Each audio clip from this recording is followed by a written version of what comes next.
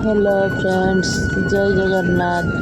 आपने केमती अच्छी आशा कर भल थे। देखते आज दुकान पाक गोटे माछ बिक आसाला से माछटा केमती पहुँचे छट छट डाकुंट तो कौ माछ फली माछ तेलापिया माछ आपण सब सैड्रे जाती माछ बिकते। जदि एत पर्यटन मो भिडियो को देखिले लाइक शेयर सब्सक्राइब फॉलो करूँ।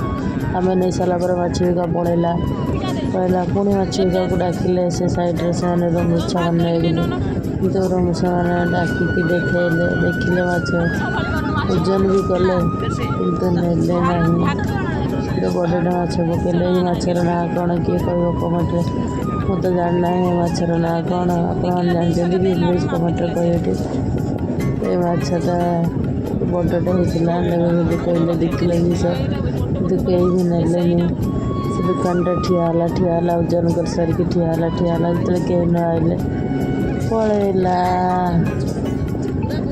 देखो ठिया आसवर सी पलैला। आमर आज होता पखाड़ जेहेतु माछ भजा पखाड़ खाइले आम समस्ते बस खाइले शाग माछ भजा पखाड़। आपण आज कौन कौन खाई प्लीज कमेंट्रे कहे रही। जय जगन्नाथ। प्लीज सपोर्ट करूँ।